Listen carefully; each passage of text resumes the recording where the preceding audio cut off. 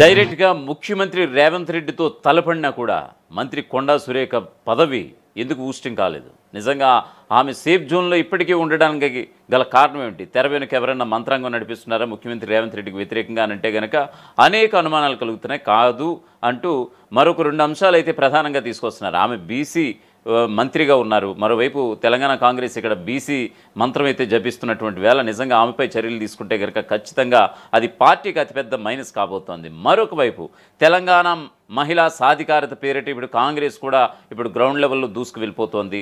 అటువంటి మహిళ అయినటువంటి ఒక మహిళా బీసీ మంత్రిని నిజంగా కొండా సురేఖపై వేటేస్తే కనుక పార్టీకి అదొక అతిపెద్ద డిసడ్వాంటేజ్, అతిపెద్ద మైనస్ కాబోతోంది అనేటువంటి తరుణాన నిజంగా ఈ రెండు అంశాలు కూడా మంత్రి కొండా సురేఖ, దేవాదాయ శాఖ మంత్రిగా ఉన్నటువంటి మంత్రి కొండా సురేఖ పదవికి నిజంగా సేఫ్ జోన్ అయినట్లుగా తెలుస్తోంది. సో ఓవరాల్గా చెప్పాలంటే మంత్రి కొండా సురేఖ కూడా ఎక్కడ కూడా తగ్గేదే లేదు అంటున్నారు. ఎందుకంటే కూడా ఏదైతే ఓఎస్డీ సుమంత్ వ్యవహారంలో రేవంత్ రెడ్డికి అత్యంత సన్నిహితుడిగా ఉన్నటువంటి రోహిన్ రెడ్డిపై కూడా విచారణ జరపాలని ఒక డిమాండ్ వెల్లువెత్తితే గనక నిజంగా రేవంత్ రెడ్డి ఆయన వర్గం ఏమవుతుంది అనేటువంటి మీమాంసలో రేవంత్ రెడ్డి వర్గం కూడా పడిపోయినట్టుగా తెలుస్తోంది. సో ఏదేమైనా సరే ఇప్పుడు ఈ తేనెతుట్టిని కదపడం అయితే కరెక్ట్ కాదు అనేటువంటి భావనలోనే ఇప్పుడు రేవంత్ రెడ్డి ఉన్నారా అని అంటే కనుక అనేక అనుమానాలు కలుగుతున్నాయి. సో ఈ క్రమంలో ఇంత రచ్చ చేసినా కూడా, ఎందుకంటే ఆల్రెడీ చూసాం కొండా సురేఖ కూతురు కొండా సుష్మిత డైరెక్ట్గా ముఖ్యమంత్రి రేవంత్ రెడ్డిని టార్గెట్ చేయడం. సో ఈ క్రమంలో ఇంతలా చేసినా కూడా మరోవైపు కోమటిరెడ్డి రాజగోపాల్ రెడ్డి మునుగోడు వేదికగా ఆయన ముఖ్యమంత్రిని విమర్శించినా కూడా ఇక్కడ వేటు పడినటువంటి సందర్భం. సో అటువంటి ఆరానే ఇక్కడ కూడా ఉమ్మడి వరంగల్ జిల్లా వేదికగా జరిగిందనంటే కనుక ఎస్ ఖచ్చితంగా ఇంతలా చేస్తున్నా ముఖ్యమంత్రి రేవంత్ రెడ్డిపై ఇంతలా విమర్శలు చేస్తున్నా మంత్రి పదవులు ఎక్కడ కూడా ఊస్టింగ్ కాలేదు.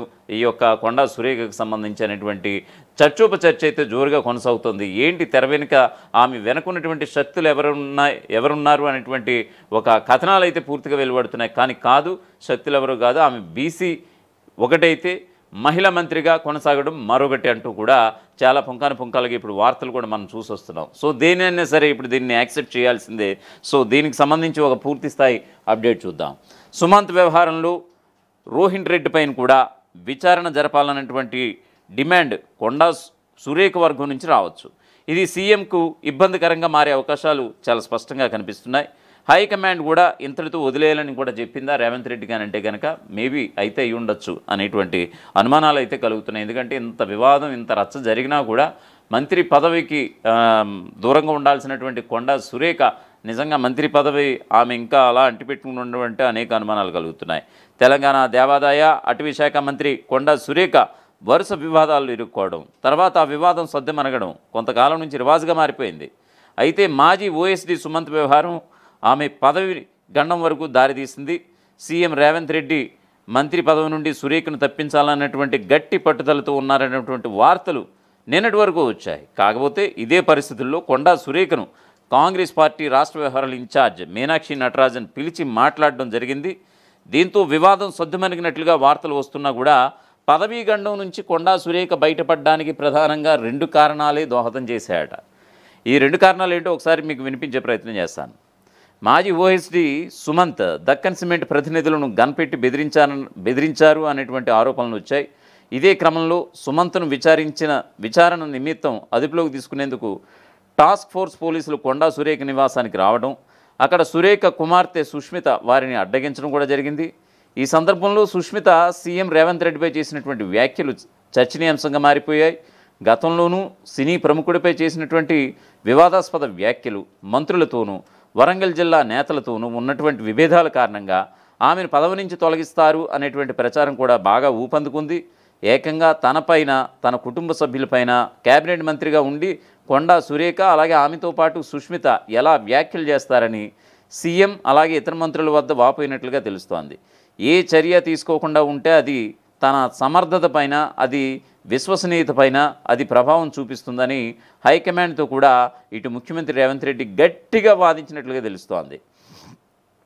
ఇక హైకమాండ్ సైతం పలుమార్లు వివాదాల్లో కొండా సురేఖ పేరు వినపడడం తమకు తలనొప్పిగా ఉందన్నటువంటి అభిప్రాయంలో ఉన్నట్లుగా ఇటు గాంధీ భవన్ వర్గాలు కూడా చెబుతున్నాయి.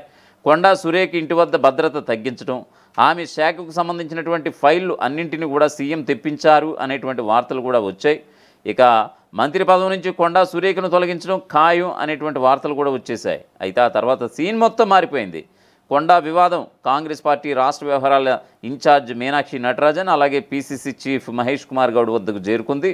కేబినెట్ మీటింగ్ ఉన్నప్పటికీ కొండా సురేఖను పార్టీ అధిష్టానం పిలిచి ఈ వివాదంపై చర్చించింది. ఈ వివాదాన్ని తాను హైకమాండ్కే వదిలేస్తున్నానని, వారే దీన్ని పరిష్కరిస్తామని హామీ ఇచ్చినట్లుగా ఆ సమావేశం ముగిశాక మీడియా ముందు మంత్రి కొండా సురేఖ వెల్లడించారు.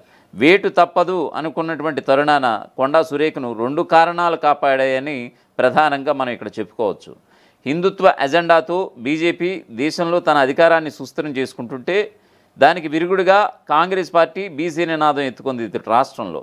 అందుకు తొలి ప్రయోగశాల తెలంగాణ రాష్ట్రం అయింది.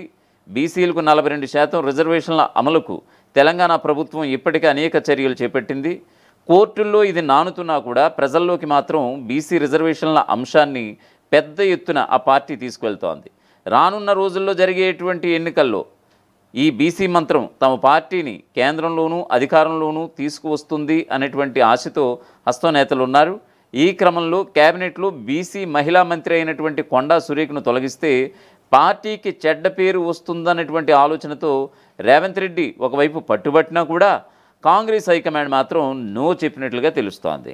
ఇదంతా ఒక ఎత్తు అయితే, బీసీ నినాదంతో కాంగ్రెస్ దేశవ్యాప్తంగా చర్చ లేవనెత్తుతుంటే కేబినెట్లో ఉన్నటువంటి బీసీ మహిళా మంత్రిని తొలగిస్తే అది మరింత వివాదం అవుతుందన్నటువంటి ఆలోచనలో హైకమాండ్ పెద్దలు ఉన్నట్లుగా అర్థమవుతోంది. కొండా సురేఖను తొలగిస్తే రాష్ట్రంలో అతిపెద్ద సామాజిక వర్గం బీసీలే. ఈ తొలగింపు వ్యవహారం వారికి పార్టీపై నెగిటివ్ సంకేతాలు పంపుతుందన్నటువంటి నిర్ణయానికి కాంగ్రెస్ పెద్దలు వచ్చినట్లుగా కూడా తెలుస్తోంది. కొండా సురేఖను పదవి నుంచి తొలగిస్తే బీసీలపై ఉన్నటువంటి చిత్తశుద్ధి ఇదేనా అన్నటువంటి విమర్శను ఇటు బీసీ సంఘాల నుంచి అటు ప్రతిపక్షాల నుంచి కాంగ్రెస్ పార్టీ ఎదుర్కోక తప్పని పరిస్థితి వస్తుందన్నటువంటి భయంతోనే కాంగ్రెస్ హైకమాండ్ రేవంత్ రెడ్డి ఎంతలా పట్టుబట్టినా కూడా వద్దు, ఈ టైంలో కొండా సురేఖపై చర్యలు వద్దు అనేటువంటి ఒక బలమైన వాదనతో ఆయన్ని వారించినట్లుగా కూడా తెలుస్తోంది. మరొక వైపు ఈ వివాదాన్ని ఇప్పటికే కొండా సురేఖ వర్గీయులు బీసీ వర్సెస్ రెడ్ల మధ్య పోరుగా అభివర్ణించేశారు. దాని అధిష్టానం దృష్టికి కూడా వచ్చింది. కొండా సురేఖపై ఎలాంటి చర్యకు పచ్చజెండా ఊపలేదని కాంగ్రెస్ వర్గాలు చెప్తున్నాయి. దాంతోపాటు మహిళా సాధికారత కోసం కాంగ్రెస్ ప్రతి చోట మాట్లాడుతోంది. అలాంటిది కేబినెట్ నుంచి మహిళను తప్పించడం కూడా మహిళలకు తప్పుడు సంకేతాలు పంపుతుందన్నటువంటి ఆలోచన పార్టీ పెద్దలు చేసినట్లుగా ముఖ్య నేతలు చెప్తున్నారు. ఇన్ని మైనస్ పాయింట్లు ఉండడంతో ఈ వివాదానికి ప్రస్తుతం ఫుల్ స్టాప్ పెట్టాలని కాంగ్రెస్ పార్టీ ఇటు సీఎం రేవంత్ రెడ్డికి అలాగే మంత్రి కొండా సురేఖకు సర్ది చెప్పినట్లుగా మనం చూడొచ్చు. వరంగల్కు చెందినటువంటి మంత్రి కొండా సురేఖ వ్యవహారం ఆది నుంచి వివాదాస్పదమే. ఈమెను ఫైటర్ అనాలా లేకపోతే వివాదాస్పదురాలు అనాలా? ఎందుకంటే ఆమెను ఎవరితోనూ పోల్చలేం. సొంత పార్టీ నేతలతో గొడవలు, ప్రతిపక్షాల నేతలతో వివాదాలు, అలాగే సహచర మంత్రులతో విభేదాలు, చివరికి ఇప్పుడు ముఖ్యమంత్రి రేవంత్ రెడ్డితో కూడా పడడం లేదు.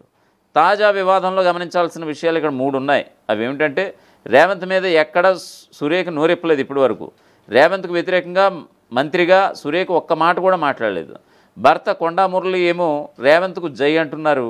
రేవంత్ నాయకత్వం మీద తనకు నమ్మకం ఉందని, గతంలో తనకు హామీ ఇచ్చినట్లుగానే ఎమ్మెల్సీ పదవి ఇస్తారని కూడా మీడియా ఎదుట బాహాటంగా చెప్పేస్తున్నారు. అగ్రనేత రాహుల్ గాంధీని ప్రధానమంత్రిని చేయాలన్నటువంటి రేవంత్ ఆలోచనలకు మద్దతుగా తాము నడుచుకుంటున్నామని కూడా ప్రకటించేశారు. ఇక ఇదే సమయంలో మంత్రి కూతురు అంటే కొండా సురేఖ కూతురు కొండా సుష్మిత మాత్రం రేవంత్పై ఫుల్గా ఫైర్ అయ్యారు. రెడ్లంతా ఏకమై తన తల్లిని వేధిస్తున్నారని, తన తల్లికి ఏదైనా జరిగితే అందుకు రేవంతే బాధ్యత వహించాలని హెచ్చరించడం సంచలనంగా మారింది. బీసీ మహిళను కూడా చూడకుండా తన తల్లిని ఇంతలా రేవంత్ వేధిస్తారా అని తీవ్ర ఆగ్రహం వ్యక్తం చేశారు. సుష్మిత ఎక్కడో ప్రైవేట్గా మాట్లాడలేదు, నేరుగా మీడియాతోని ఇవన్నీ కూడా మాట్లాడడంతో పార్టీలో ఒక్కసారిగా అలజడి రేగింది. ఇక కొండా సురేఖ తన రాజకీయ ప్రస్థానాన్ని 1995లో మొదలుపెట్టారు. వరంగల్ రూరల్ మండలంలోని ఊకల్లో 1964లో పుట్టినటువంటి కొండా సురేఖ గీసుకొండ ఎంపీటీసీగా కాంగ్రెస్ అభ్యర్థిగా పోటీ చేసి గెలిచి మండల అధ్యక్షురాలుగా అయ్యారు. తర్వాత జడ్పీటీసీగా గెలిచారు. 1996లో పీసీసీ సభ్యురాలు కూడా అయ్యారు. మొదటి నుంచి సురేఖ సూపర్ ఫాస్ట్ అని చెప్పుకోవాలి. దివంగత ముఖ్యమంత్రి వైఎస్ఆర్ మద్దతుదారుగా గుర్తింపు పొందినటువంటి సురేఖ 1999లో సాయంపేట అసెంబ్లీ నియోజకవర్గంలో పోటీ చేసి గెలిచారు. ఎమ్మెల్యే హోదాలో మహిళా శిశు సంక్షేమ శాఖ అలాగే ఆరోగ్య ప్రాథమిక విద్యా కమిటీల్లో సభ్యురాలుగా కూడా పనిచేశారు. 2000లో 2000 సంవత్సరంలో ఏఐసిసి కోఆప్షన్ సభ్యురాలుగా అలాగే ప్రదేశ్ కాంగ్రెస్ కమిటీ అధికార ప్రతినిధిగా కూడా పనిచేశారు కొండా సురేఖ. ఇక 2004లో రెండోసారి కూడా సాయంపేట నుంచి గెలిచినటువంటి సురేఖ మూడోసారి 2009 ఎన్నికల్లో పరకాల నియోజకవర్గానికి మారి గెలిచారు. అప్పుడు వైఎస్ క్యాబినెట్లో మొదటిసారి మంత్రి అయ్యారు కొండా సురేఖ. వైఎస్ మరణాంతరం పార్టీలో జరిగినటువంటి పరిణామాలతో ఆమె వైఎస్ జగన్మోహన్ రెడ్డికి మద్దతు పలికి కాంగ్రెస్ పార్టీకి గుడ్ బై చెప్పేశారు. అవినీతి కేసుల్లో వైఎస్ పేరును ఎఫ్ఐఆర్లో పెట్టడాన్ని నిరసిస్తూ 2011 జూలై 4వ తేదీన ఎమ్మెల్యేగా రాజీనామా చేశారు కొండా సురేఖ. 2012 జూన్ 12న జరిగినటువంటి బైపోల్లో తిరిగి వైసీపీ తరపున పోటీ చేసి ఓడిపోయారు కొండా సురేఖ. పార్టీలో జరిగినటువంటి పరిణామాలతో జగన్తో విభేదించి 2013లో జూలై 13న వైసీపీకి రాజీనామా చేసి ఇటు కేసీఆర్ పెట్టినటువంటి టీఆర్ఎస్లో జాయిన్ అయిపోయారు. 2014 ఎన్నికల్లో వరంగల్ తూర్పు నియోజకవర్గంలో టీఆర్ఎస్ అభ్యర్థిగా పోటీ చేసి గెలిచారు. కొంతకాలం తర్వాత బీఆర్ఎస్ అధినేత కేసీఆర్తో విభేదించి 2018లో బీఆర్ఎస్ పార్టీ కూడా గుడ్ బై చెప్పేసి మళ్ళీ తన పుట్టిల్లు అయినటువంటి కాంగ్రెస్లో చేరిపోయారు కొండా సురేఖ. 2018 ఎన్నికల్లో పోటీకి దూరంగా ఉన్నటువంటి సురేఖ మళ్ళీ 2023 ఎన్నికల్లో కాంగ్రెస్ అభ్యర్థిగా పోటీ చేసి గెలిచి ఇప్పుడు మంత్రిగా పనిచేస్తున్నారు. ఇదంతా చెప్పడం దేనికంటే కాంగ్రెస్తో రాజకీయాలు మొదలుపెట్టినటువంటి సురేఖ తర్వాత వైసీపీ ఆ తర్వాత బీఆర్ఎస్లో చేరారు. పై 3 పార్టీలతో పడక ఒకదాని తర్వాత మరొక పార్టీలో మారిపోయారు. భూమి గుండ్రంగా ఉంటుందన్నట్లుగా చివరకు కాంగ్రెస్లోనే చేరిపోయారు కొండా సురేఖ. పెద్ద పార్టీలు అంటే ఇక మిగిలింది బీజేపీ మాత్రమే. ఇన్ని పార్టీలు ఎందుకు మారారంటే పార్టీలోని కీలక నేతలు లేదా అధినేతలతో పడకనే అని అర్థమవుతుందని అంటున్నారు రాజకీయ విశ్లేషకులు. ఒక బీసీ మహిళ కావడమే సురేఖ ప్లస్ పాయింట్. ఇంతకన్నా అతిపెద్ద ప్లస్ పాయింట్ ఏమిటంటే కొండా మురళి ఆమెకు భర్త అవ్వడం. ఆర్థికంగా కొండా దంపతులు అత్యంత పటిష్టంగా ఉన్నారని పార్టీ వర్గాలు చాలా ఇప్పటికీ చెవులు కొరుక్కుంటూ ఉంటాయి. అలాంటి ఉమ్మడి వరంగల్ జిల్లాలోని 5-6 నియోజకవర్గాల్లో బలమైన మద్దతుదారులు ఆమెకు పట్టున్నటువంటి శ్రేణులుగా చెప్పుకోవచ్చు. దీని కారణంగా జిల్లా అంతా తమ ఆదేశాలకు లోబడే పనిచేయాలని కొండా దంపతులు కోరుకుంటూ ఉంటారు. కూతురు సుష్మిత మాటల్లో ఈ విషయం చాలా స్పష్టంగా కనబడుతుంది. ఆమె మాటలు కనుక మనం వింటే కనుక ఇప్పుడు మంత్రి విషయం ఇంతగా వివాదాస్పదం అవ్వడంతో సుష్మిత చేసినటువంటి బహిరంగ వ్యాఖ్యలు కూడా ఒక కారణంగా మనం చెప్పుకోవచ్చు.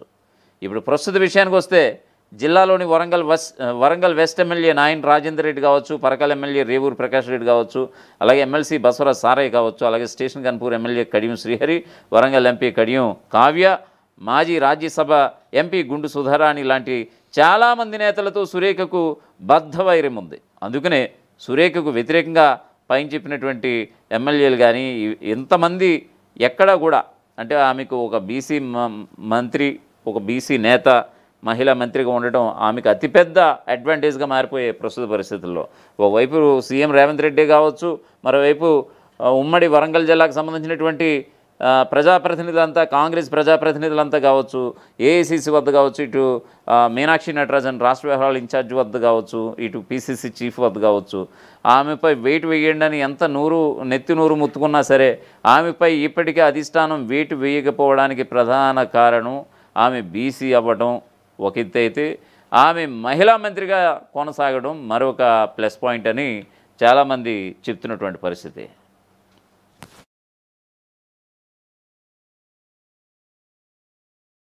అసలైన తొలి వెలుగు. ఫాలో వాట్సాప్ @తొలి వెలుగు official.